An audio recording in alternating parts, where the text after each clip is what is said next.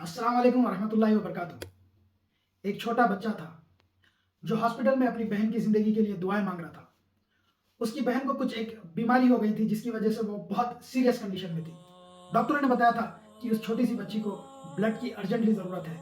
अगर ब्लड दे दिया जाए तो उसकी जान बच सकती है और वो ईज़िली अपने घर वापस जा सकती है। फैमिली के सभी मेंबर्स का टेस्ट लिया गया, एक के बाद एक, सबका ब्लड उस लड़की के ब्लड से मैच नहीं कर रहा था।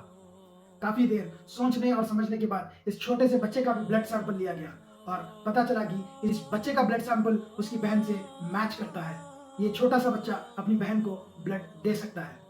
ये पता चलते ही सब लोग मिलकर उसके पास आए और इस बच्चे को कन्विंस करने लगे, तुम्हारा ही ब्लड तुम्हारी बहन से मैच हुआ है और तुम अपनी बहन को आराम से ब्लड दे सकते हो और तुम्हारे ब्लड देते ही उसकी जान वापस आने लगेगी और वो सेहतमंद होकर घर वापस जा सकती है।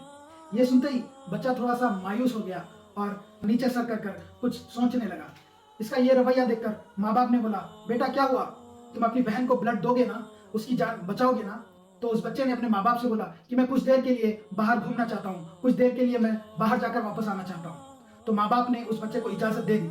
माँ बाप अंदर बैठकर काफी देर इंतजार करते रहे। बच्चे के इस रवैये से माँ बाप ने और डॉक्टर्स ने सोचा, ये तो बड़ा सेल्फिश बच्चा है, अभी कुछ देर पहले तो अपनी बहन की जिंदगी के लिए दुआएं मांग रहा था और जहां बात आई कि इसको कुछ देना पड़ेगा तो ये मायूस हो गया और ये इतना सोचने लगा, इतनी देर लगा रहा है सोचने में कि अपनी बहन के लिए कुछ दे या ना दे।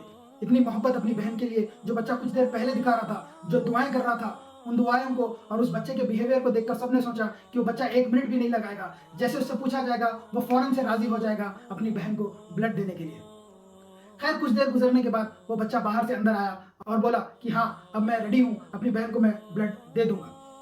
ये सुनते ही माँ बाप और डॉक्टर सब बहुत खुश हुए और तैयारियां कर कर उसको ले जाया गया और उसको अपनी बहन के बराबर वाले बेड पर लिटाकर उसका ब्लड उस छोटी सी बच्ची के अंदर, इसकी बहन के अंदर ट्रांसफर किया जा रहा था। कुछ ही लम्हों के बाद उस लड़की ने आंखें खोली, उसकी जान वापस आने लगी और वो बच्चा भी अपनी बहन को मुस्कुराकर देखने लगा। जब ये प्रोसीजर खत्म हुआ तो डॉक्टर्स इस बच्चे के नीडल्स निकालने के लिए इसके करीब आए तो डॉक्टर्स और अपने माँ बाप से पूछता है, मेरी बहन की तो जान बच गई पर अभी कितनी देर है मेरी जान निकलने में, कितना वक्त बचा हुआ है कि मैं मर जाऊं? दोस्तों, जल्दी जल्दी में इस बच्चे के सामने सिर्फ इतना बताया गया था कि तुम्हारी बहन की जान खतरे में है, तुम्हारी बहन मरने वाली है और तुम्हारा खून तुम्हारी बहन में डाल दिया जाए तो उस बहन की जान बच सकती है। तो इस बच्चे के छोटे से दिमाग से उस बच्चे ने सोच लिया कि मेरा ब्लड अगर मेरी बहन में डाल दिया जाए तो मैं मर जाऊंगा और मेरी बहन की जिंदगी वापस आ जाएगी। उसकी माँ ने उससे परेशान होकर पूछा कि बेटा तुम्हें किसने बताया कि तुम्हारी जान चली जाएगी? तुम्हारा तो सिर्फ थोड़ा सा ब्लड लिया गया है जिससे तुम्हारी भी जान बची रहेगी और बहन की भी जान बच जाएगी। ये सुनते ही बच्चा बहुत खुश हुआ, अपनी माँ बाप की तरफ देखा और बोला, माँ मैंने तो सोचा था कि जैसे जैसे मेरी बहन की जिंदगी वापस आती जाएगी, जैसे जैसे मेरा ब्लड मेरे जिस्म से खत्म होता जाएगा, वैसे वैसे मेरी बहन में जिंदगी आती जाएगी और मेरी जिंदगी खत्म होती जाएगी और जब तक ये प्रोसीजर एंड होगा मेरी बहन सेहतमंद हो चुकी होगी, मेरी बहन उठ चुकी होगी और मैं मर चुका होगा। और यही सोचकर मैं इस प्रोसीजर से पहले बाहर खड़े अपने ड्राइवर को लेकर अपने घर गया था, ये सोचकर कि इस प्रोसीजर के बाद तो मैं जिंदा नहीं रहूंगा। मैंने सोच कर रखा हुआ था कि जैसे ही मेरी बहन सेहतयाब होगी, जैसे ही मेरी बहन फिट हो जाएगी, मैं उसको वेलकम करने के लिए हमारा रूम सजाऊंगा। इसीलिए मैंने घर जाकर ग्रीटिंग कार्ड बनाया, ग्रीटिंग कार्ड पर अपनी बहन के लिए वेलकम नोट लिखा, इसके लिए सरप्राइज डेकोरेशन किया और ये सब कर कर मैं वापस आ गया ताकि जब मैं ना रहूं और मेरी बहन घर जाए तो उसको ये सरप्राइज डेकोरेशन मिले और ये सरप्राइज वेलकम नोट मिले। दोस्तों थोड़ा सोचिए, क्या कभी हमने इतना प्योर हार्टेडली किसी की मदद करने की कोशिश की है, ये जानते हुए भी कि मैं इसकी मदद करूंगा तो मुझे रिटर्न में कुछ नहीं मिलेगा, सिर्फ इसके लिए जो मेरी मोहब्बत है उसकी खातिर मैं इसके लिए कुछ कर दूंगा। और कुछ करना भी कैसा कि करने की खातिर अगर मेरी जान भी चले जाए तो भी मैं इसकी मदद करके खुशी से चला जाऊंगा।